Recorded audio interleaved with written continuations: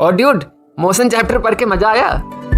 हाँ बाबा, motion chapter पढ़ के तो बहुत मजा आया। मैंने ये देखा कि कैसे स्पीड चेंज होता है, कैसे रेस्ट से मोशन में आता है, कैसे मोशन से रेस्ट में आता है ऑब्जेक्ट, यहाँ तक कि डायरेक्शन चेंज होता है। लेकिन अब मैं कंफ्यूज्ड हूँ, ये सब होता कैसे है? Very good question dude. पहले तो मुझे ये बताओ, क्या तुमने इस फोर्स टर्म का नाम सुना है कभी? हाँ, 8th में ही पढ़ा था मैंने तो। ये पुश और पुल होता है फोर्स। जैसे कि यहाँ पर ये ट्रॉली को पुश कर रहा है ड्यूड, हाँ और यहाँ पर ये टग ऑफ वॉर में पुल। करेक्ट। लेकिन फोर्स सिर्फ इतना ही नहीं होता है ड्यूड। इस चैप्टर में हम डिटेल में समझेंगे फोर्स क्या होता है, और तुम्हें ये भी पता चलेगा एक चलती हुई बॉल अपने आप रुक क्यों जाती है, और हम सीट बेल्ट क्यों पहनते हैं ड्यूड। अच्छा, ये तो बहुत इंटरेस्टिंग लग रहा है यार। हाँ, और ड्यूड यहाँ तक कि ये देखो, अब इंजीनियरिंग कितना आगे बढ़ चुकी है। सीट बेल्ट से आगे हम आजकल एयर बैग भी डिजाइन करने लगे हैं, जो कि हमारी इंजरी को ज्यादा इफेक्टिवली प्रिवेंट कर पाता है ड्यूड। ओके। ये भी फोर्स का ही कॉन्सेप्ट यूज कर रहे हैं ड्यूड, और न्यूटन सेकंड लॉ में तुम इसको जानोगे अच्छे से। ये तो बेसिक्स था ड्यूड। अब हम फोर्स चैप्टर की डिटेल में जाने वाले हैं, और हम बहुत सारे टॉपिक्स पढ़ेंगे। पहला टॉपिक हमारा इंट्रोडक्शन टू फोर्स। तो तुम क्या रेडी हो इसके लिए? Yes. Okay dude, force is an external. बिल्कुल, ये एक्सटर्नल एजेंट क्या है? क्या कभी किसी ने तुम्हें फोर्स किया है ड्यूड? हाँ, कभी मेरे को कुछ सामान लाने भेज देते हैं, फोर्स करते हैं मुझे लाने के लिए कुछ ले आओ। कभी मुझे होमवर्क करने के लिए फोर्स करते हो, तो होते ही रहता है। यानी कि कोई बाहर वाले तुम पर फोर्स लगाते हैं और तुम एक्शन लेने लगते हो कुछ। हाँ, बोल सकते हो। तो कुछ ऐसे ही फोर्स को तुम याद रख सकते हो। Force is an external agent that can change the state of motion और रेस्ट, और even can change the shape and size of the object. तो ड्यूड, अब और भी अच्छे से समझते हैं। तुम मोशन चैप्टर तो पढ़ चुके हो। मोशन क्या होता है ड्यूड? मोशन तो जब कोई ऑब्जेक्ट अपना पोजीशन चेंज करता है टाइम के साथ। अच्छा, और स्टेट ऑफ मोशन कब चेंज हो सकता है ड्यूड, ये बताओ? स्टेट ऑफ मोशन जब कोई अपना डायरेक्शन चेंज करे या स्पीड चेंज करे। यानी कि स्पीड डिक्रीज करे या स्पीड इंक्रीज करे। हाँ, और या तो डायरेक्शन चेंज हो जाए। करेक्ट। तो हमारा स्टेट ऑफ मोशन चेंज होगा। ओके ड्यूड, और स्टेट ऑफ रेस्ट कब चेंज होगा ड्यूड? जब कोई चीज रेस्ट से मोशन में आ जाए। ओके ड्यूड, तो तुम देख सकते हो फोर्स में कितना पावर है। एक एक्सटर्नल एजेंट है जो किसी का स्पीड चेंज कर सकता है, डायरेक्शन चेंज कर सकता है, यहाँ तक कि किसी ऑब्जेक्ट को रेस्ट से स्टार्ट भी कर सकता है, और शेप एंड साइज भी चेंज कर सकता है। कोई एग्जांपल बता सकते हो ड्यूड शेप एंड साइज का? हाँ, जब मैं बलून को प्रेस करता हूँ तो उसका शेप एंड साइज दोनों चेंज हो जाता है। फोर्स ही तो लगाता हूँ उसमें। ओके ड्यूड, तो बलून का शेप एंड साइज फोर्स के कारण चेंज हो जाता है। अब देखो, force is an invisible agent. क्या तुम ग्रेविटेशनल फोर्स देख पाते हो? नहीं तो। सिर्फ उसका इफेक्ट देख पाते हो कि एक एप्पल ऊपर से जब रिलीज होता है तो नीचे की तरफ ही गिरता है। हाँ, तो force is an invisible agent. We can not see a force, we can only experience the और observe the effect of the force. Okay okay बाबा। तो अभी के लिए ध्यान रखना, SI unit of force is newton. हम सेकंड लॉ ऑफ मोशन में इसके बारे में ज्यादा डिटेल में पढ़ेंगे। ओके। तो अब कुछ एग्जांपल के हेल्प से समझते हैं। तो एक चीज और बता दूं ड्यूड तुम्हें, force is a vector quantity. तो इसका डायरेक्शन और मैग्नीट्यूड हमें दोनों बताना होता है। Okay dude? ओके बाबा। तो देखो, इस केस में मुझे बताओ, ये एक बॉक्स है और तुम 10 न्यूटन के फोर्स से लेफ्ट की तरफ इसे पुल कर रहे हो। तो इस केस में क्या होगा ड्यूड? ये तो लेफ्ट की ओर चले जाएगा कुछ ऐसे। Exactly dude. तो देखो, यहाँ पर मैं तुम्हें डायरेक्शन का भी बता देता हूँ। हमने यहाँ पर राइट डायरेक्शन को पॉजिटिव लिया है, क्योंकि फोर्स एक वेक्टर क्वांटिटी है, इसीलिए हमें डायरेक्शन का बताना जरूरी है। तो देखो, इस केस में F नेट कितना होगा ड्यूड? F नेट हो जाएगा F लेफ्ट, और ये कितना होगा ड्यूड? ये 10 की तरफ लेफ्ट साइड में जा रहा था, इसलिए -10 हो जाएगा। -10 न्यूटन ड्यूड। तो तुम यहाँ देखो, इस केस में F नेट का मीनिंग क्या होता है ड्यूड? पहले ये बताओ मुझे। F नेट जहाँ तक मुझे समझ में आ रहा है, टोटल फोर्स जो एक्ट कर रहा है ऑब्जेक्ट में। यस ड्यूड, इस चीज को ध्यान रखना। F नेट का मीनिंग होता है sum of all the forces acting on a system. तो यहाँ पर तो एक ही फोर्स लग रही है एक बॉक्स पे, तो F नेट F लेफ्ट के इक्वल है। ओके ओके बाबा।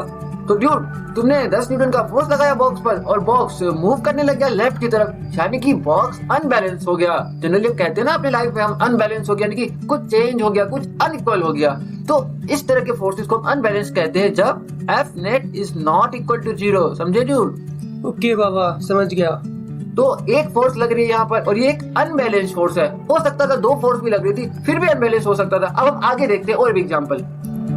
अब देखो, यहाँ पर तुम्हारा दोस्त भी आ गया और बॉक्स को 10 न्यूटन के फोर्स से राइट की तरफ पुल करने लग गया, और तुम 10 न्यूटन से लेफ्ट की तरफ पुल कर रहे थे। इस केस में बताओ बॉक्स का मूवमेंट क्या होगा?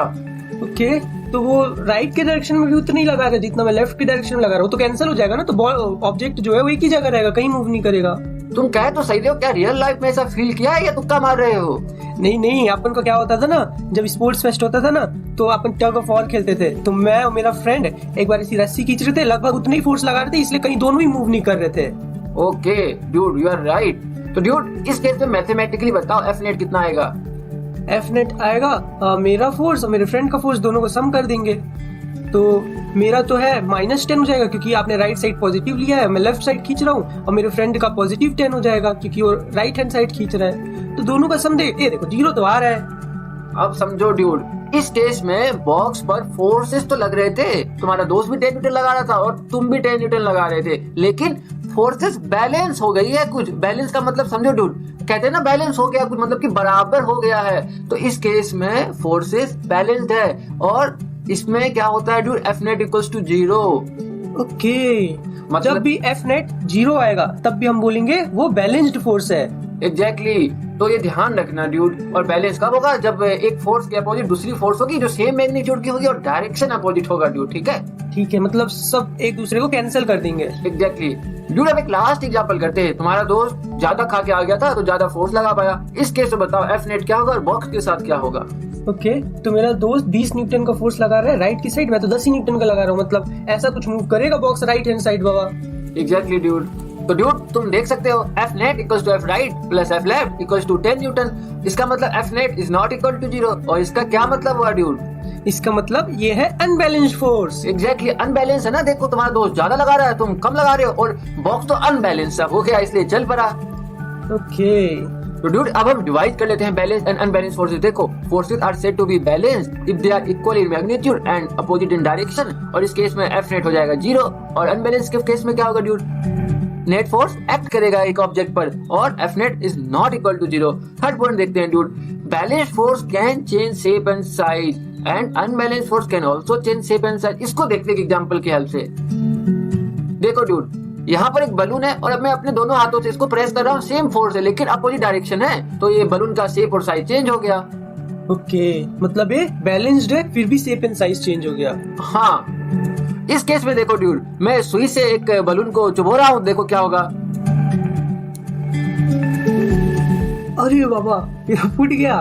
एग्जैक्टली मैंने एक अनबैलेंस फोर्स लगाया और ये बलून का शेप एंड साइज चेंज हो गया, अंदर जो भी पानी था वो तो चला गया ड्यूड। ओके, मतलब अनबैलेंस्ड फोर्स भी शेप एंड साइज चेंज कर सकता है। तुम देख सकते हो, तुम कोई भी एक पत्थर लो और दीवार पर जोर से मारो, वो पत्थर टूट जाता है, तो उसका शेप एंड साइज तो चेंज हो गया ना dude. Correct correct. Last point देख लेते हैं ड्यूड, बैलेंस फोर्स कभी भी ऑब्जेक्ट का स्टेट ऑफ मोशन और रेस्ट चेंज नहीं कर सकता, इसको ध्यान देना। और अनबैलेंस फोर्स जब भी लगेगा it will change the state of motion और रेस्ट।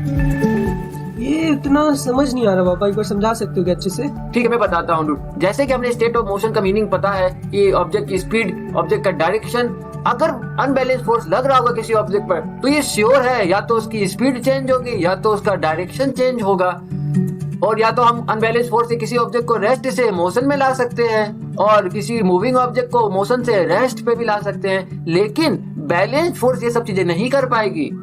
ओके, तो अब तुम बैलेंस्ड और अनबैलेंस फोर्सेस समझ चुके हो, तो इस मिस्ट्री को सॉल्व करो ड्यूड। ये मेरा पालतू डोंकी है और एक बॉक्स को पुल कर रहा है और बॉक्स कांस्टेंट वेलोसिटी से आगे चल रहा है, तो मुझे बताओ बॉक्स पे क्या बैलेंस फोर्सेस एक्ट हो रही है या अनबैलेंस फोर्सेस एक्ट हो रही है? बॉक्स तो मूव कर रहा है ना बाबा, इसका मतलब अनबैलेंस्ड फोर्स एक्ट कर रहा है इसमें, तभी तो मूव कर रहा है। नहीं ड्यूड, इसको बारीकी से समझते हैं। मैंने तुम्हें क्या बताया, अनबैलेंस फोर्स एक्ट करता है तो उसका स्टेट ऑफ मोशन चेंज होता है, यानी कि या तो उसकी स्पीड चेंज होगी या तो उसका डायरेक्शन चेंज होगा, और सिंपल शब्दों में कह सकते हैं कि उसकी वेलोसिटी चेंज होगी, राइट? हाँ, तो ये बताओ, इस केस में हमें तो गिवन है कि डोंकी कांस्टेंट वेलोसिटी से पुल कर रहा है इस बॉक्स को। इसका क्या मतलब हुआ, इस बॉक्स का स्टेट ऑफ मोशन तो चेंज नहीं हो रहा है। अच्छा, आप बोल रहे हो ये बैलेंस्ड फोर्स है, लेकिन एफ नेट तो यहाँ में कोई 0 नहीं दिख रहा है क्योंकि डोंकी फोर्स लगा रहा है ऑब्जेक्ट में।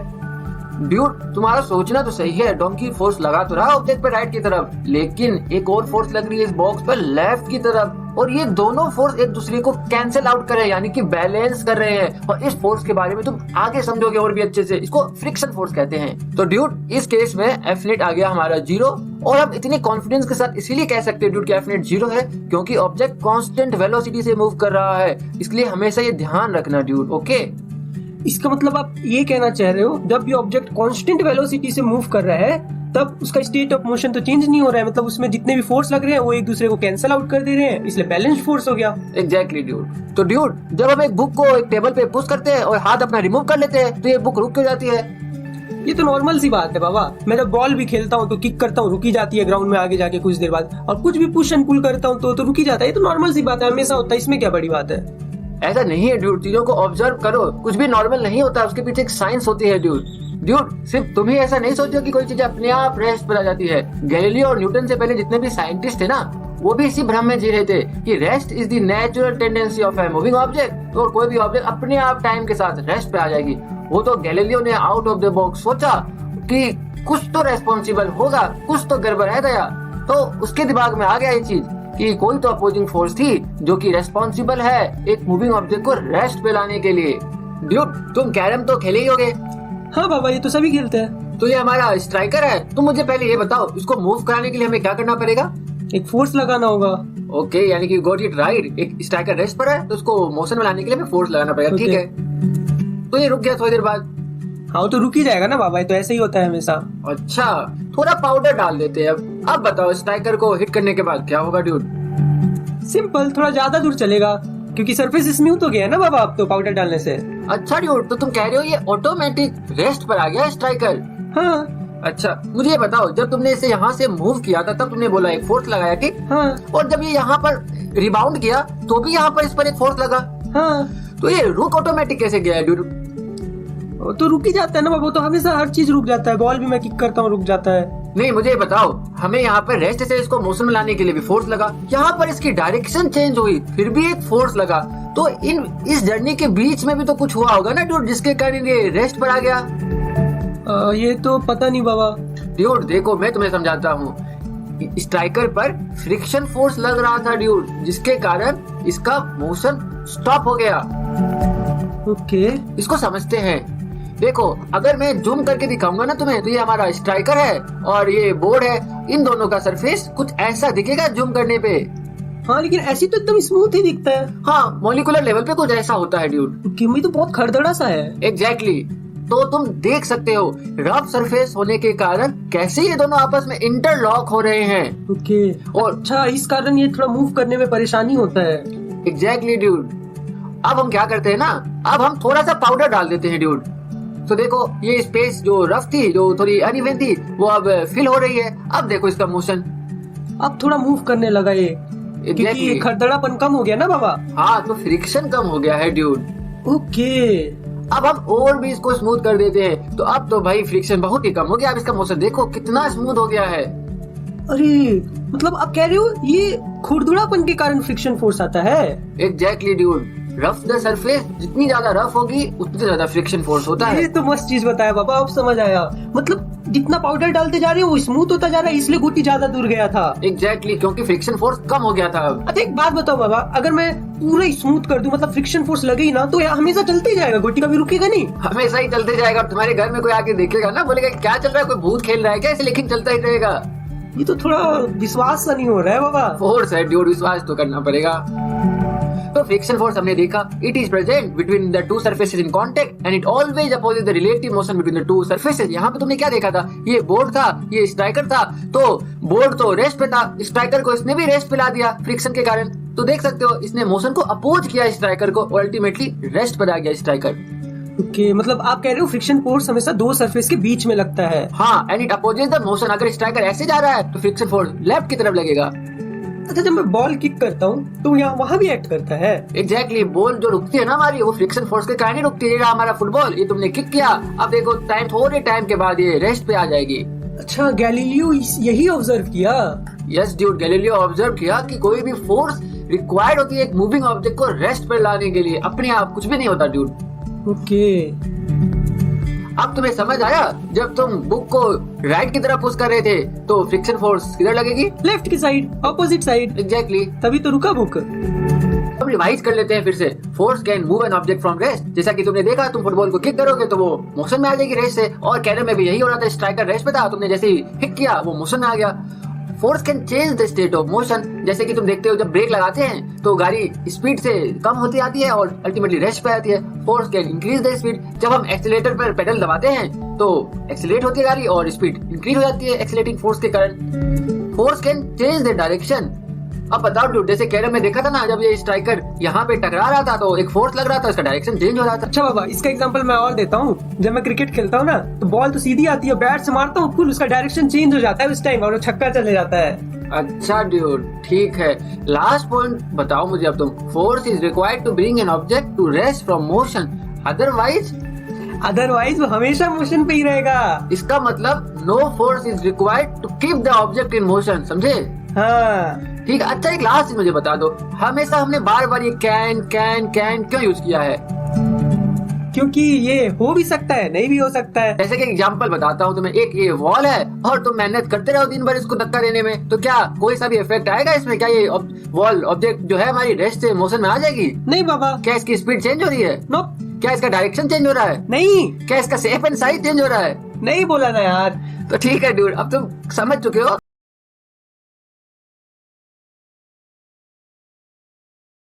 ड्यूड, तुम्हारे साथ कभी ऐसा हुआ है कि तुम स्कूल की वैन से जा रहे थे और अचानक से ड्राइवर राइट टर्न लेता है और तुम लेफ्ट की तरफ चले जाते हो? हाँ बाबा, एक बार मैं ऐसे ही जा रहा था तो कार जब भी तुम तेजी से मुड़ता है ना, मैं अपने आप मतलब उसके ऑपोजिट साइड मूव कर जाता हूँ। लेकिन होता क्यों है ऐसा? पहली बात, मूव ही क्यों करता हूँ मुड़ने से? इसको हम समझेंगे। तुम मुझे ये बताओ पहले, सीट बेल्ट क्यों पहनते हैं? पुलिस से बचने के लिए। हाँ ड्यूड, नहीं, अपनी जान बचाने के लिए। और ये सब समझने के लिए हमें पढ़ना पड़ेगा Newton's first law of motion. Okay चलो ड्यूड, थोड़ा वार्म अप कर लेते हैं पहले। ये मैंने पास किया फुटबॉल। अब मैं किक करता हूँ, ये गया।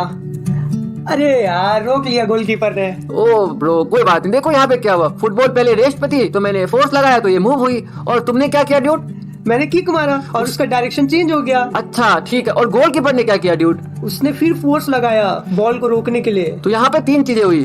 बॉल रेस्ट पे थी तो मुझे इसको स्टार्ट करने के लिए यानी कि मूव करने के लिए मुझे फोर्स लगाना पड़ा F1। तुम्हें डायरेक्शन चेंज करने के लिए फोर्स लगाना पड़ा F2। और गोलकीपर को एक मूविंग बॉल को स्टॉप करने के लिए एक फोर्स लगाना पड़ा F3। हाँ बाबा, ये तो समझ आ गया। तो अब एक बार हम फोर्स दोबारा से रिवाइज कर लेते हैं। ये तो पढ़ रखे हैं ना बाबा। अभी बताता हूँ ना क्यों कर रहे हैं revise. Force is an external agent, आगे तुम जानते ही हो, और force is said to be unbalanced if there is a net force acting on the object. चौथा पॉइंट देखो dude, unbalanced force changes the state of motion और rest. ठीक है? हाँ बाबा। तो ये हमारा गेम के केस में बताओ। अभी हम जो फुटबॉल खेल रहे थे तो वहाँ पर क्या हो रहा था ड्यूड? ओके, मतलब पहले बॉल रेस्ट में था, उसको चलाने के लिए आपने फोर्स लगाया, किक करा उसे, और लास्ट में क्या हुआ, मोशन वाले बॉल को रोकने के लिए गोलकीपर ने फोर्स लगाया। और तुमने डायरेक्शन भी चेंज करने के लिए तो फोर्स लगाया था। तो इसका मतलब क्या, तीनों ही केस में स्टेट ऑफ मोशन और रेस्ट तो चेंज हो रहा था ना ड्यूड? हाँ। और अनबैलेंस्ड फोर्स लग रही थी। करेक्ट। अब मुझे बताओ, कुछ यहाँ से कुछ तुम कह सकते हो पहला पॉइंट और चौथा पॉइंट देखकर? ओके, मुझे तो कुछ ऐसा समझ में आ रहा है कि बॉल रेस्ट में था जब तक अपन फोर्स नहीं लगा रहे थे, और वो मोशन में था जब तक अपन ने उसको रोकने के लिए फोर्स नहीं लगाया। फोर्स बोलोगे या अनबैलेंस्ड फोर्स बोलोगे? हाँ, अनबैलेंस्ड फोर्स। तो एक बार दोबारा से स्टेटमेंट को जोड़ के मुझे बताओ। मतलब बॉल रेस्ट में ही था जब तक अपन ने फोर्स नहीं लगाया, और वो फोर्स लगाने के बाद वो मोशन में हो गया। वो मोशन में ही रहेगा जब तक अपन फोर्स नहीं लगाएंगे, तब तक वो रेस्ट में नहीं आएगा। तुमने तो Newton's first law of motion बता दिया है। सच्ची? एग्जैक्टली ड्यूड, सच्ची। देखो, according to Newton's first law of motion, an object remains in its state of motion or at rest until an external unbalanced force is applied on it। लेकिन ज्यादा कुछ मत हो ड्यूड, न्यूटन ने ये काम काफी साल पहले ही कर दिया था, लेकिन अपनी क्रिएटिविटी को जारी रखो। बाबा यार, डेफिनेशन तो आप जानते ही हो, थोड़ा वीक हो, तो एग्जांपल से बताओ ये क्या है। ओके ड्यूड, देखो, ये एक फ्रिक्शनलेस सरफेस है और एक बॉल है। अब इसको मैंने स्लाइटली पुश करके छोड़ दिया। अब कोई इसके अपोजिंग फोर्स ही नहीं है तो ये इनफाइनाइटली चलता ही जाएगा। ओके, और सेकंड वाले में क्या हो रहा है? इसमें इमेजिन करो, मैंने पुश कर इसको छोड़ दिया। क्योंकि ये फ्रिक्शन है, सरफेस पे रफ है, थोड़े टाइम में फ्रिक्शन इसको रोक देगा और रेस्ट पर आ जाएगा ये बॉल। ओके, मतलब न्यूटन फर्स्ट लॉ यहाँ कैसे अप्लाई हो रहा है? देखो ड्यूड, न्यूटन फर्स्ट लॉ यहाँ पे ऐसे हो रहा है, जब ये बॉल अपने स्टेट ऑफ मोशन में आ गया ना, तो ये स्टेट ऑफ मोशन में ही कंटिन्यू कर रहा है जब तक कोई फोर्स नहीं लगेगा इस पे। अच्छा, ये चलता ही रहेगा जब तक कोई एक्सटर्नल फोर्स रोक ना दे। एग्जैक्टली। और सेकंड केस में तुम देखोगे तो यहाँ पर जब ये अपने स्टेट ऑफ मोशन में आया, तो अब एक अनबैलेंस्ड फोर्स फ्रिक्शन लगातार इस पर एक्ट कर रहा है, तभी जाके रुक गया हो। हाँ, उसकी स्पीड घटती जाएगी और रुक जाएगा।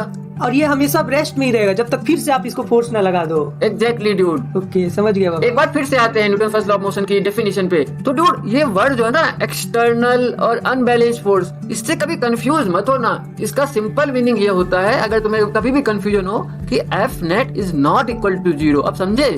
समझ गया बाबा। हाँ, इसमें थोड़ा कंफ्यूजन तो था, लेकिन अब क्लियर हो गया बाबा। हाँ, कहीं भी देखो ना एक्सटर्नल फोर्स या एक्सटर्नल अनबैलेंस्ड फोर्स, तो जनरली मीनिंग ये होता है उसका कि F net is not equal to 0, तभी Newton first law of motion को उसी हिसाब से डिफाइन किया गया है। ओके। अच्छा एक बात बताओ ड्यूड, तुम घर से बाहर ग्रोसरी का सामान लाने कब जाते हो?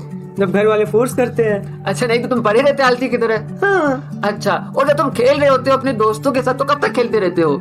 मैं तो पूरा दिन भर खेलते रहूंगा जब तक घर वाले बुला ना ले। किसी भी ऑब्जेक्ट की टेंडेंसी होती है, जब वो रेस्ट पर है तो वो रेस्ट में ही रहना चाहता है, और जब वो मोशन में ही रहना चाहता है, because of inertia, and that tendency we call inertia. तो फिर से डेफिनेशन देख लेते हैं। Tendency of an object to maintain its state of motion और रेस्ट इज कॉल्ड इनर्शिया। और dude, first law of motion को हम लोग लॉ ऑफ इनर्शिया भी बोलते हैं। ओके बाबा। तो ड्यूड, अब एक रियल लाइफ एग्जांपल से समझते हैं इनर्शिया के कॉन्सेप्ट को।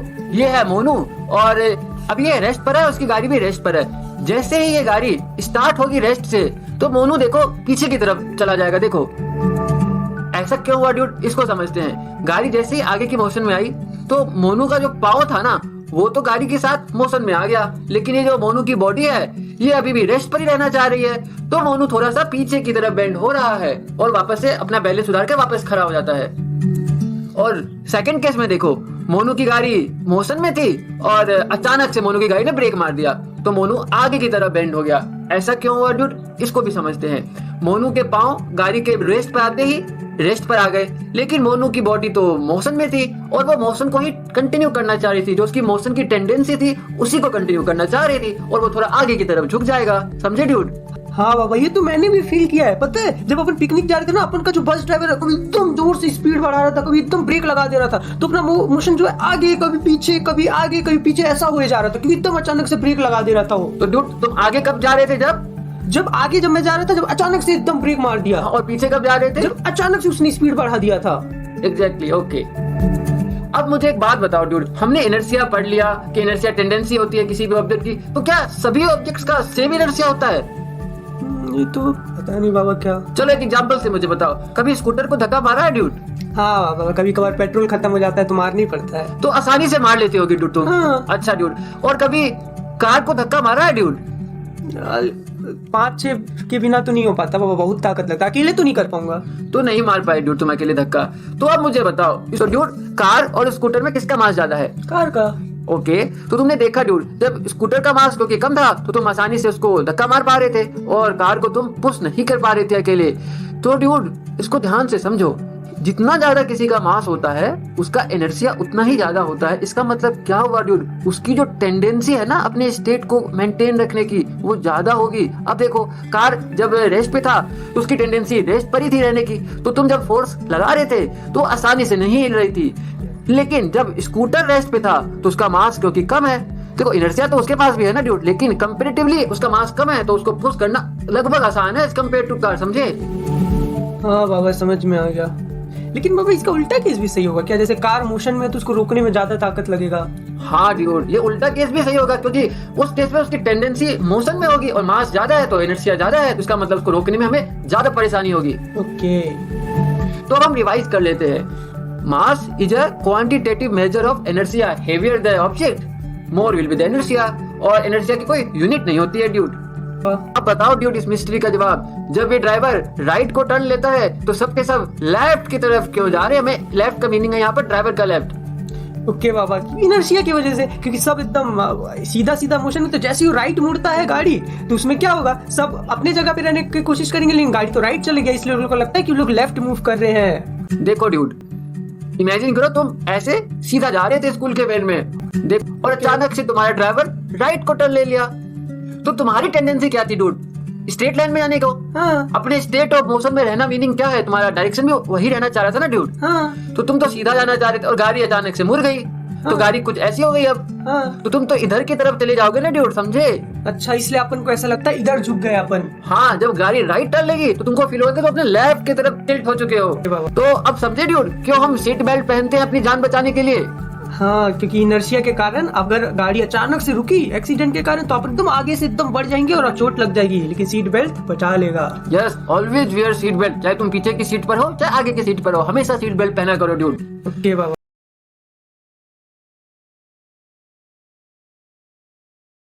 शिट, ये तो बहुत तगड़ा क्लाइमेक्स है यार। ये मूवी में होगा क्या? प्लेन एक इतने स्पीड से आ रही है कि इतने स्पीड से आ रही है, दोनों को 10 सेकंड के अंदर रोकना पड़ेगा, नहीं तो दोनों टकरा जाएंगे। यस, अब दोनों आ गए, कैप्टन अमेरिकन हल्क। अब तो पक्का बच जाएगा प्लेन। लेकिन ये लोग रोकेंगे किसको किसको? एक में तो ज्यादा ताकत चाहिए, एक में कम ताकत चाहिए। हल्क ज्यादा ताकतवर है। अच्छा, जिस प्लेन को रोकने में ज्यादा ताकत लगेगा उसको हल्क को रोकना चाहिए। लेकिन यार होगा कैसे ये? बाबा आपको कुछ पता है क्या, कैसे असाइन करेंगे कौन हल्क कौन सा प्लेन रोके? यस ड्यूड, लेकिन इसके लिए पहले हमें पढ़ना पड़ेगा Newton second law of motion. और तुम्हें पता है ड्यूड, गाड़ी में एयर ब्रेक क्यों लगा रहता है आजकल?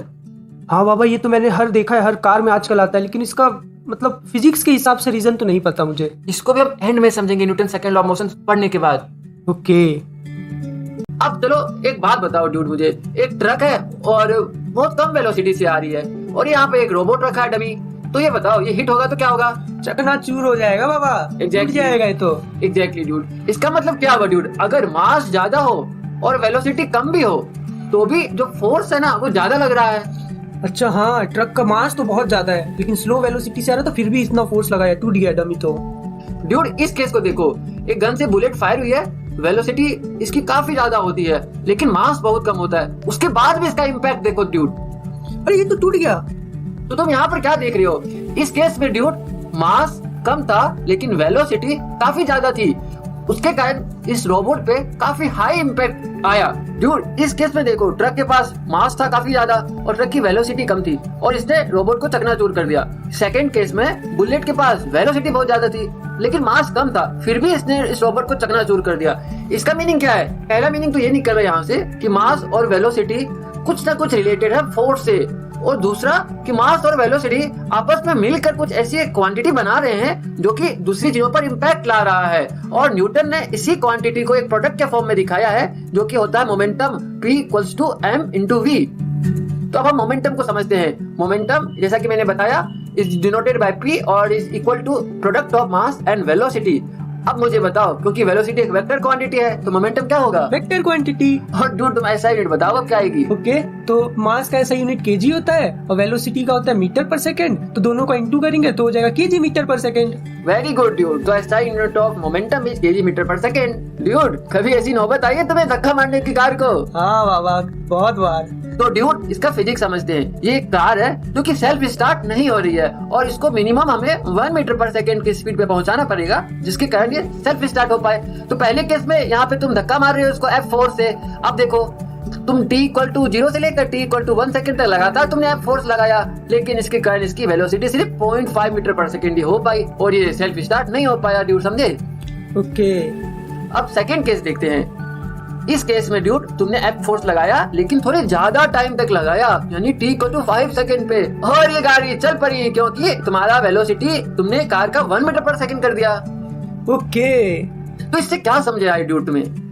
इससे मतलब यही कि मैंने फोर्स ज्यादा देर तक लगाया। पहले केस में 1 सेकंड तक लगाया तो गाड़ी नहीं स्टार्ट हुई, सेकंड केस में 5 सेकंड तक लगाया तो स्टार्ट हो गई क्योंकि 1 मीटर पर सेकंड तक पहुंच गया वेलोसिटी। इसका मतलब खाली फोर्स सफिशिएंट नहीं होता, फोर्स के साथ अगर टाइम भी मिल जाए ना तो ज्यादा असरदार होता है। इसको एक रियल एग्जांपल से समझते हैं ड्यूड। अगर तुम 2 घंटा सिर्फ एक दिन पढ़ो तो शायद उतना अच्छा रिजल्ट तो नहीं आएगा, लेकिन 2 घंटा लगातार 5 दिन पढ़ो तो तुम ज्यादा अच्छा समझ पाओगे। हाँ बाबा, समझ में आ गया। तो ऐसा ही कुछ फोर्स के साथ है। अब इसका एक रियल एग्जांपल देखते हैं। ये है एक बॉल और मैं इस पर फोर्स लगाऊंगा F, और लेकिन बहुत ही कम टाइम के लिए लगाऊंगा, तो देखो क्या होगा। तो इसकी वेलोसिटी ज्यादा नहीं हो पाई और ये जल्दी ही गिर गई। ओके। अब सेकंड केस देखो, मैं फोर्स उतना ही लगाऊंगा F, लेकिन थोड़ी ज्यादा टाइम के लिए लगाऊंगा। देखो तो क्या देखा, यहाँ पर वेलोसिटी ज्यादा आ गई। हाँ। तो मतलब same amount of force with different amount of time ज्यादा इम्पैक्ट क्रिएट करे, यानी कि ज्यादा मोमेंटम चेंज क्रिएट कर रही है, समझे? अच्छा, इसलिए बॉल ज्यादा दूर तक गई। मतलब चेंज इन मोमेंटम टाइम पे भी डिपेंड करेगा। हाँ, चेंज इन मोमेंटम डिपेंड करेगा कि सेम अमाउंट ऑफ फोर्स कितने टाइम तक लगाई गई है। ओके बाबा। तो ड्यूड, अब तुम सेकंड लॉ ऑफ मोशन समझ सकते हो। तो second law of motion states that the rate of change of momentum of an object is directly proportional to the applied unbalanced force and it changes in the direction of force. तो देखो dude, rate का meaning यहाँ पर time से है और momentum change तुम समझ चुके होगे, final momentum minus initial momentum. और चेंज ऑफ मोमेंटम हमने यहाँ पर कार के एग्जांपल में देखा था। कार पहले रेस्ट पे थी और थोड़ा देर पुश करने के बाद इसकी वेलोसिटी चेंज हो गई। तो वेलोसिटी चेंज होने से इसका मोमेंटम भी चेंज होगा, क्योंकि momentum equals to mass into velocity. Okay dude, the second law of motion states that the rate of change of momentum of an object is directly proportional to the applied unbalanced force and it changes in the direction of force। जैसा कि हमने क्या देखा अभी, इसका meaning क्या हुआ dude, कि force is directly proportional to mv minus mu by t। Rate of change का मीनिंग यही होता है कि हम टाइम से चेंज ऑफ मोमेंटम को डिवाइड करेंगे और इसका मीनिंग क्या हो जाएगा, ft directly proportional to mv minus mu। और यही तो देखा हमने अभी एग्जांपल में कि सेम फोर्स ज्यादा टाइम तक लगेगी तो चेंज इन मोमेंटम ज्यादा होगा। जैसा आपने इस केस में देखा, जब तुम ज्यादा टाइम तक फोर्स लगा रहे थे तो मोमेंटम चेंज ज्यादा हुआ, कार की वेलोसिटी ज्यादा हो गई। ओके बाबा, अब समझ में। मतलब फोर्स को पहली बार में तो 1 सेकंड के लिए लगाया था तो 0.5 मीटर पर सेकंड चेंज हुआ, जब 5 सेकंड के लिए लगाया था तो 1 मीटर पर सेकंड चेंज हुआ था। मतलब मोमेंटम ज्यादा चेंज हुआ। और इस एग्जांपल में भी तुमने ड्यूड देखा था, सेम फोर्स जब ज्यादा टाइम के लिए लगाया तो मोमेंटम चेंज भी ज्यादा हुआ। हाँ, तो अब थोड़ा डिराइव भी कर लेते हैं सेकंड लॉ ऑफ मोशन को ड्यूड। देखो, ओके बाबा। ऑब्जेक्ट है जिसका मास m है और t इक्वल टू 0 पर u मीटर पर सेकंड की वेलोसिटी से ये राइट की तरफ जा रहा है and t equal to t पर इसकी velocity v metre per second हो गई है। तो तुम मुझे बताओ चेंज इन मोमेंटम क्या होगा ड्यूड? चेंज इन मोमेंटम होगा final momentum minus initial momentum. तो फाइनल मोमेंटम हो जाएगा mv, इनिशियल मोमेंटम है mu, तो mv माइनस mu। और यहाँ पर ये ध्यान रखना ड्यूड, ये जो फोर्स है ये कांस्टेंट फोर्स है जो थ्रू आउट टाइम पे अप्लाइड की गई है। ओके बाबा। तो अभी हमने क्या देखा, change in momentum equals to mv minus mu। और हमने ये भी पढ़ा था कि जो फोर्स होता है वो डायरेक्टली प्रोपोर्शनल होता है चेंज इन मोमेंटम के। हाँ, जितना ज्यादा फोर्स लगाएंगे उतना ज्यादा मोमेंटम चेंज होगा। हाँ, ये तो तुम वेलोसिटी के एग्जांपल से भी समझ सकते हो ड्यूड। अगर हमें किसी की वेलोसिटी चेंज करनी होती है तो हम ज्यादा फोर्स लगाएंगे तो उसकी वेलोसिटी ज्यादा चेंज होगी, सिंपल। हाँ। और हमने एक चीज और क्या पढ़ी थी, एक चीज और पढ़ी थी कि जितना ज्यादा देर तक फोर्स लगाएंगे उतना मोमेंटम चेंज होगा। एग्जैक्टली। तो ft directly proportional to change in momentum. इसका मीनिंग क्या हुआ ड्यूड? देखो, f directly proportional to m v minus u by t। हाँ, इसका मीनिंग क्या हुआ dude? f directly proportional to, मैं बताऊंगा। अच्छा, v minus u by t a है। Very good dude, f directly proportional to ma। और जब भी हमें ये डायरेक्टली प्रोपोर्शनल का साइन हटाना होता है तो वहाँ पर एक इक्वालिटी का साइन लगाते हैं और एक कांस्टेंट ऑफ प्रोपोर्शनलिटी लाते हैं। बाबा, लेकिन k का वैल्यू क्या होगा इधर? तो इसके लिए एक ट्रिक खेलते हैं ड्यूड। देखो, अगर हमें फोर्स की वैल्यू 1 यूनिट चाहिए तो तुम क्या करोगे ड्यूड, मुझे बताओ। 1 यूनिट चाहिए तो मैं सिंपल सा मास 1 ले लूंगा, एक्सेलरेशन 1 ले लूंगा। अच्छा, तो ये 1 हो गया, मास भी 1 हो गया, तो k का भी वैल्यू भी 1 ले लूंगा तो 1 आ जाएगा। अच्छा, ऐसा बोल रहे हो? हाँ ड्यूड, तो k की वैल्यू 1 हो गई तो अब क्या आ गया dude? F equals to ma। और फोर्स की SI यूनिट होती है न्यूटन। ओके, अब मुझे बताओ 1 न्यूटन इक्वल्स टू क्या आएगा? 1 न्यूटन आएगा, मास का है kg और एक्सेलरेशन का होता है मीटर पर सेकंड स्क्वायर। तो 1 न्यूटन आ जाएगा 1 kg metre per second square. Exactly. तो हम इसे भी SI यूनिट ऑफ फोर्स कहते हैं, या तो हम न्यूटन भी लिख सकते हैं और 1 न्यूटन का मीनिंग होता है 1 kg metre per second square. अब हम इस इक्वेशन का इंपॉर्टेंस समझते हैं। तो F इक्वल्स टू ma में ये जो F है ना ड्यूड, ये F नेट है, जो कि हमने अनबैलेंस्ड फोर्स में पढ़ा था कि F net is not equal to 0। Exactly. और F नेट का मीनिंग होता है sum of all the forces. तो सेकंड लॉ ऑफ मोशन में जो है ना, the rate of change of momentum of an object is directly proportional to the applied unbalanced force, समझे? ओके। और यहाँ पर जो m है वो mass of the object on which force is acting. इसका मीनिंग समझो क्या हुआ। मान के चलो एक कार है और इसका मास है m, इस पर लग रहा है फोर्स F। तो F इक्वल्स टू ma अगर हम लिखेंगे ना, अगर ये फ्रिक्शन लेस है, इमेजिन करो, तो m हो गया मास ऑफ कार, A है एक्सीलरेशन ऑफ कार और F है इस पर लगने वाला एक्सटर्नल अनबैलेंस्ड फोर्स जो कि हम पुश करके लगा रहे हैं, समझे? समझ गया बाबा। Okay dude. अब एक बहुत इंपॉर्टेंट चीज हम समझते हैं। फर्स्ट लॉ ऑफ मोशन में न्यूटन ने क्या कहा था ड्यूड, कि हमें किसी का स्टेट ऑफ मोशन चेंज करना है, यानी कि वेलोसिटी चेंज करनी है तो हमें फोर्स लगाना पड़ेगा, है ना? हाँ। लेकिन न्यूटन ने ये नहीं कहा था कि कितना फोर्स लगाना पड़ेगा, समझे?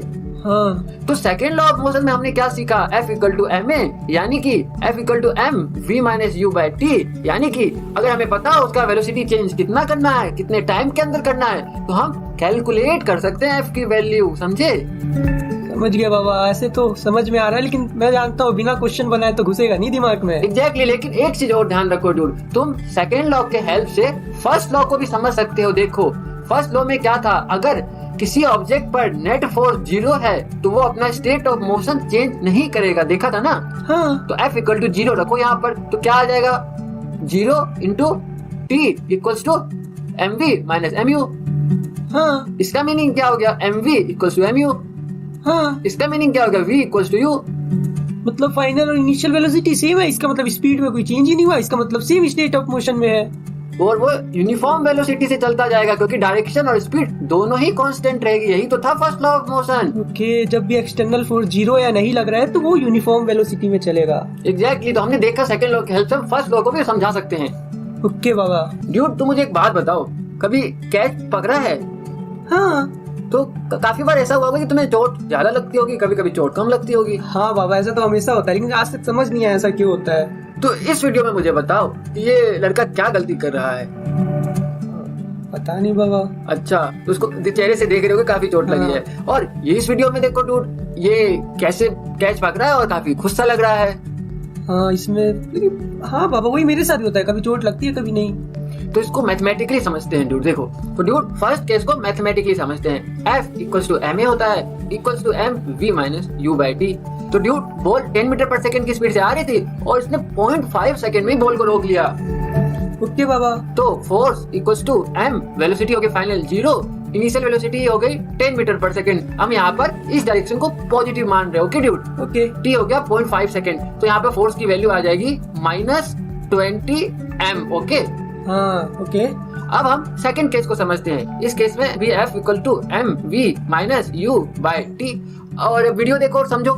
इस वीडियो में देखो dude, ball 10 metre per second की स्पीड से आ रही थी और इसने 1 सेकंड लगाया जब ये हाथ को ऊपर से नीचे लेकर आकर आराम से कैच लिया है। तो यहाँ पर टाइम 1 सेकंड लगाया इसने रोकने को बॉल में। तो F equal to m v minus u by t. तो F equal to m, final velocity होगी 0, इनिशियल 10 ही थी, टाइम हो गया 1 सेकंड। तो यहाँ पर F कितना आ रहा है डूड, -10m। -10m। अरे इसमें फोर्स कम लग रहा है। तो फोर्स का मैग्नीट्यूड इसमें कम आ रहा है डूड, इसका मतलब उसके हाथों में चोट कम लगेगी इस केस में। हाँ और माइनस साइन यहाँ पर ये रिप्रेजेंट करता है कि बॉल को रोका गया है, इसलिए डायरेक्शन ऑफ मोशन के अपोजिट लगा है फोर्स। मतलब आप ये कहना चाह रहे हो मैं जितना टाइम लगाऊंगा बॉल को रोकने में उतना कम चोट लगेगा, मतलब ऊपर से पकड़ूंगा फिर धीरे धीरे धीरे धीरे नीचे लेते आऊंगा।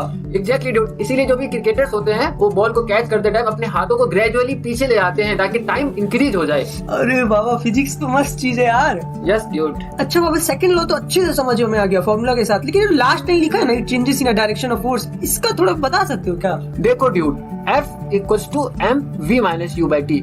अब इमेजिन करो हम कार चला रहे हैं और अचानक से ब्रेक मार देते हैं तो हमारी स्पीड घटती जाती है ड्यूड। हाँ तो F इक्वल्स टू m, अगर फाइनल वेलोसिटी होगी 0, इनिशियल वेलोसिटी है u बाई टी, तो ये आ जाएगा -mu बाई टी। देखो ड्यूड ध्यान से, अगर हम वेलोसिटी जो इनिशियल वेलोसिटी थी u, उसका डायरेक्शन को पॉजिटिव ले तो फोर्स का डायरेक्शन नेगेटिव में आया है ड्यूड। हाँ तो इसका मीनिंग क्या हुआ समझो, momentum changes in the direction of force. तो मोमेंटम चेंज जो हुआ है यहाँ पर वो कितना आया dude, final momentum minus initial momentum. तो फाइनल मोमेंटम हो गया m into 0 minus m into u। तो इसका मोमेंटम हो गया, चेंज इन मोमेंटम हो गया -mu। और चेंज इन मोमेंटम का जो डायरेक्शन आया है ना साइन, वो फोर्स के साइन के इक्वल आया है ड्यूड। ओके समझ गया बाबा। मतलब क्या हुआ, अगर हम स्पीड बढ़ाएंगे तब क्या होगा तुम बताओ। अब स्पीड बढ़ाएंगे तो फोर्स भी पॉजिटिव आएगा, मोमेंट चेंज इन मोमेंटम भी पॉजिटिव आएगा। एग्जैक्टली। तो ड्यूड अब तो तुम पढ़ चुके हो Newton second law of motion, अब बता सकते हो एयर बैग कैसे काम करता है और हमारी इंजरी कैसे प्रिवेंट करता है? हाँ बाबा, ये जो एयर बैग है ना, हमारा जो मोमेंटम है ना बहुत स्लोली कम करता है, जिसकी वजह से हमें इंजरी कम लगती है।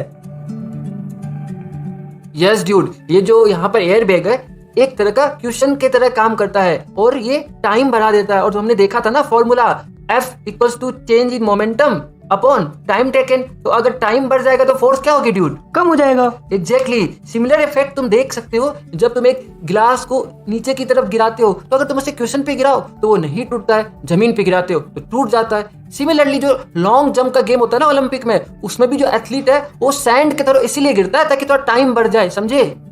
हाँ बाबा। तो ड्यूड अब कभी जाटा पड़ेगा ना तो अपने गाल को यूं ही घुमा लेना ताकि फोर्स कम लगे। तो ड्यूड इस मिस्ट्री को सॉल्व करते हैं अब कि हल्क कौन से प्लेन को रोकेगा और कैप्टन अमेरिका किसको रोकेगा। तो हमें इसके लिए फोर्स निकालना पड़ेगा दोनों प्लेन को रोकने के लिए, और जिस प्लेन को रोकने के लिए ज्यादा फोर्स आएगा तो हल्क उसे रोकेगा क्योंकि हल्क ज्यादा पावरफुल है। तो पहले प्लेन का फोर्स निकालते हैं इसको रोकने के लिए। तो force equal to mv minus mu by t, यानी कि change in momentum upon time.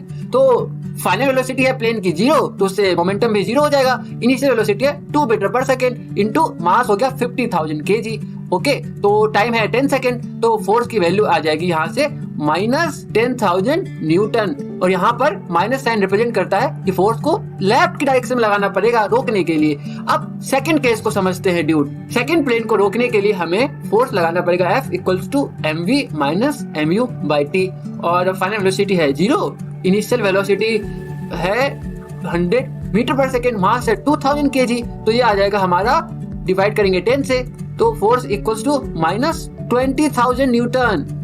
तो मैग्नीट्यूड ऑफ फोर्स अगर हम देखें तो सेकंड प्लेन पर ज्यादा फोर्स लगाना पड़ेगा रोकने के लिए, और इसको रोकेगा हल्क। एक सेकंड ड्यूड, तुम यहाँ पर मेरे से ये नहीं पूछे कि यहाँ पर माइनस साइन का क्या मीनिंग है? ये तो पता ही है बाबा, ऑपोजिट मतलब उसको रोकने के लिए इस डायरेक्शन में फोर्स लगाना पड़ेगा। अब ध्यान रखना ड्यूड, जब हम प्लेन 1 का क्वेश्चन सॉल्व कर रहे थे ना कि मोमेंटम चेंज कितना आएगा, तो हमने वेलोसिटी की डायरेक्शन को राइट डायरेक्शन में पॉजिटिव लिया था, और प्लेन 2 में लेफ्ट डायरेक्शन को पॉजिटिव लिया था। और माइनस साइन का मीनिंग है यहाँ पर कि फोर्स राइट की तरफ लगाएगा। तो आप देख सकते हो हल्क ने इस प्लेन को रोक लिया और कैप्टन अमेरिका ने इस प्लेन को रोक लिया, और सब बच गए। ड्यूड इमेजिन करो तुम अपने स्पेस स्टेशन से डिटैच हो गए हो और एक जीरो ग्रेविटी है यहाँ तो, और एयर भी नहीं है, तो तुम वापस अपने स्पेस स्टेशन में कैसे जाओगे? ये तो पता नहीं बाबा। ये समझने के लिए तुम्हें पढ़ना पड़ेगा Newton's third law of motion. तुम्हें पता है ड्यूड, हमारे वॉकिंग में भी न्यूटन्स थर्ड लॉ यूज होता है, और ड्यूड वाटर जेट में भी थर्ड लॉ का कॉन्सेप्ट यूज हो रहा है, जिसके कारण ये इंसान ऊपर जा पाया है। हाँ बाबा, सच्ची? एग्जैक्टली। ओके ड्यूड, तुम कभी पंच मारे हो? हाँ बाबा। चोट लगती है क्या? हाँ बाबा, लगता तो है। और जोर से मारती हो तो क्या होता है? और जोर से चोट लगता है। अच्छा, जो चोट लगती है तुम्हें उसी इंस्टेंट पे लगती है थोड़ी देर बाद लगती है? तुरंत लगती है बाबा। ओके, तो ये भी Newton third law of motion के कारण ही होता है ड्यूड। कैसे? अब हम इसे समझते हैं। तो ड्यूड, जब तुम पंच करते हो ना इस पंचिंग बैग पर, तो एक फोर्स लगाते हो जिसको हम FHB कह सकते हैं। FHB का यह मीनिंग है force on punching bag by hand, और उसी टाइम पर एग्जैक्टली अपोजिट डायरेक्शन में हम पर भी फोर्स लगता है जिसको हम FBH बोलेंगे, force on hand by punching bag. और ये दोनों फोर्स इक्वल इन मैग्नीट्यूड होती है ड्यूड। ओके, लेकिन माइनस इसलिए लगा है यहाँ पर, जैसे कि देखो अगर मैं इस डायरेक्शन को पॉजिटिव मानूं तो ये डायरेक्शन तो अपोजिट है, तो इसके कारण यहाँ पे एक माइनस साइन आ गया है। इसीलिए बाबा मैं जितना तेज से मारता हूँ उतना ही जोर से मेरे को चोट लगता है, क्योंकि उतनी ही तेज से मेरे पे फोर्स लगाता है वो। हाँ, और ये फोर्स उसी इंस्टेंट पे लगती है ड्यूड। ओके, समझ गया बाबा। तो यही है Newton's third law. When one object exerts force on another object, the second object instantaneously exerts a force back on the first object. These two forces are equal in magnitude but opposite in direction. हाँ बाबा, अब तो समझ में आ गया, पहली बार definition समझ में आया है मेरे को। तो एक शॉर्टकट भी है इसका, for every action there is an equal and opposite reaction. जैसे कि तुमने एक कहावत तो सुनी होगी ना, as you sow so shall you reap, मतलब जैसी करनी वैसी बढ़नी। ओके, अच्छा बाबा, इसमें जो आप बोल रहे हो ये दोनों फोर्स है, इक्वल एंड ऑपोजिट है, दोनों कैंसिल आउट क्यों नहीं कर रहे हैं दूसरे को? गुड क्वेश्चन ड्यूड, इसको भी समझते हैं। देखो, तुमने बैलेंस फोर्स में देखा था, जब एक ऑब्जेक्ट पर इक्वल एंड अपोजिट डायरेक्शन में फोर्स लगती है तो वो कैंसिल आउट हो जाता है, क्योंकि F नेट उस केस में 0 हो जाता है। लेकिन यहाँ पर जो न्यूटन्स थर्ड लॉ है ना, जो इक्वल एंड अपोजिट फोर्सेस हैं, वो दो डिफरेंट ऑब्जेक्ट्स पे लगती है ड्यूड। इसको एक एग्जांपल की हेल्प से समझते हैं। तो देखो, जब हमने पंचिंग बैग पर पंच किया तो मैंने फोर्स लगाया FHB, ओके, और मेरे हैंड पर लगा FBH। तो यहाँ पर जो FBH है वो तो मेरे हैंड पर लग रहा है, और FHB जो है वो इस पंचिंग बैग पर लग रहा है। इस कारण these forces do not cancel out each other. Okay, अब समझ में आया। मेरे को क्या लग रहा था ना, इक्वल एंड ऑपोजिट तो कैंसिल आउट क्यों नहीं कर रहे हैं, लेकिन अलग अलग ऑब्जेक्ट में तो कैसे कैंसिल आउट करेगा? सही बात है बाबा। एग्जैक्टली। बाबा, लेकिन एक डाउट आ रहा है यार। अच्छा, आपने बोला कि थर्ड लॉ में क्या होता है, मैं जिस पे फोर्स लगाऊंगा वो मेरे पे फोर्स लगाएगा, है ना? यस। अगर मान के चलो एक बड़ा सा पहलवान है, वो अर्थ पे कूद रहा है जोर जोर से, लेकिन इसका मतलब ये अर्थ पे फोर्स लगा रहा है, अर्थ उस पे फोर्स लगा रहा है, ठीक है, ये तो समझ आ गया कि अर्थ उस पे फोर्स लगा रहा है, ये इसलिए ऊपर चले जा रहा है। लेकिन अर्थ क्यों नहीं मूव कर रहा है जब उस पे फोर्स लग रहा है? तो इस पे तो न्यूटन थर्ड लॉ फेल हो गया। Good question dude. पहले तो ये समझ लेते हैं कि ये ऊपर क्यों जंप कर पा रहा है। ये ग्राउंड को यानी अर्थ को नीचे की तरफ पुश कर रहा है F फोर्स से, और in response according to Newton's third law of motion Earth भी इस पर ऊपर की तरफ फोर्स लगा रहा है। लेकिन तुम्हारा क्वेश्चन ये है कि अर्थ क्यों नहीं मूव कर रहा है, तो इसको एक एग्जांपल की हेल्प से समझते हैं। देखो ड्यूड, अगर एक चींटी एक बड़े से पहलवान को हिट करे तो इस केस में क्या पहलवान मूव करता है? कहाँ, वो तो चींटी मेरे को किक करेगा, मैं नहीं मूव करूंगा, तो वो तो पहलवान है बाबा। हाँ, तो इसको एक मैथमेटिकली भी समझ लेते हैं। इमेजिन करो पहलवान का मास है 200 केजी और चींटी का मास है 10⁻⁻6 केजी, और चींटी इस पहलवान पर F फोर्स लगा रही है राइट डायरेक्शन में, जिसका मैग्नीट्यूड है 10⁻⁻7 न्यूटन। अब तुम मुझे बताओ, न्यूटन थर्ड लॉ के अकॉर्डिंग पहलवान कितना फोर्स लगाएगा चींटी पे? पहलवान उतना ही लगाएगा 10⁻⁻7 न्यूटन राइट डायरेक्शन में, लेफ्ट डायरेक्शन में, सॉरी। ओके, अब दोनों का एक्सीलरेशन कैलकुलेट करते हैं। एक्सीलरेशन क्या होता है ड्यूड? एक्सेलरेशन रहेगा F/m। तो पहले चींटी का एक्सीलरेशन बताओ कितना आएगा?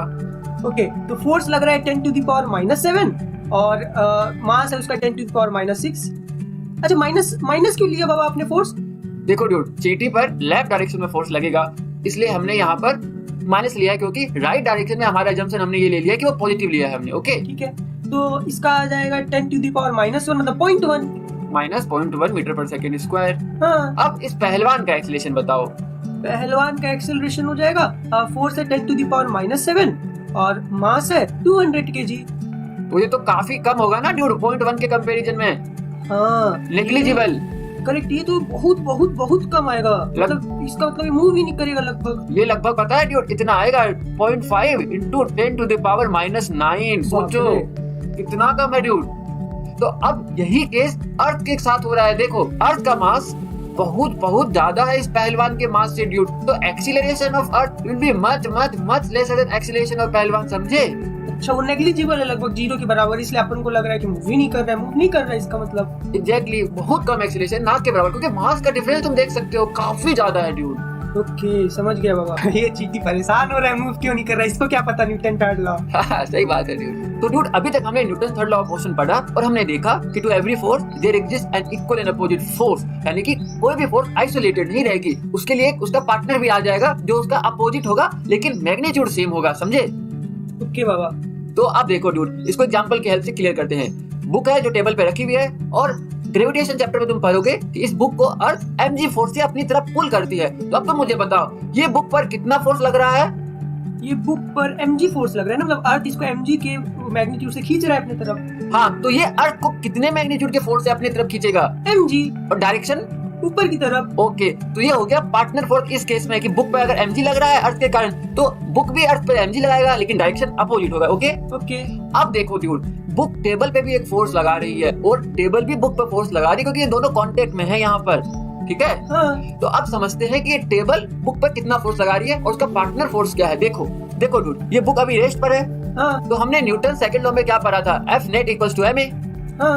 ये रेस्ट पर है, इसका मतलब F net 0 है। हाँ। अच्छा, तो ये बताओ, F net यहाँ पर होता है sum of all the forces acting on the book. हाँ, करेक्ट। तो एक फोर्स तो mg लग रही है जो कि नीचे की तरफ है, हाँ। और एक फोर्स यहाँ पर बुक इस पे मान के जो लगा रहा है यूं कुछ n ऊपर की तरफ। ओके, तो ये क्या आ गया? 0 equals to mg minus n, और n की वैल्यू आ गई mg। ओके, मतलब आप ये कहना चाह रहे हो बुक टेबल पे mg लगा रहा है, टेबल बुक पे n फोर्स लगा रहा है। हाँ एग्जैक्टली, वो दोनों का डायरेक्शन तो अपोजिट ही होगा ना। n क्या है यार, मतलब n क्यों लिखे हो आप? n बेसिकली हम दो ऑब्जेक्ट के बीच का जो ये फोर्स होता है ना, नॉर्मल फोर्स इसको कहते हैं, जब ये 90 डिग्री पे लग रहा होता है, समझे? ओके। इसके बारे में तुम आगे अपनी 11th क्लास फिजिक्स में पढ़ोगे, लेकिन अभी के लिए जान लो कि यहाँ पर बुक टेबल पे भी mg लगाएगा और टेबल भी बुक पर इक्वल एंड अपोजिट फोर्स लगाएगा mg। समझ गया बाबा, समझ गया। तो ये बताओ, टेबल पे किस डायरेक्शन में बुक फोर्स लगा रही है?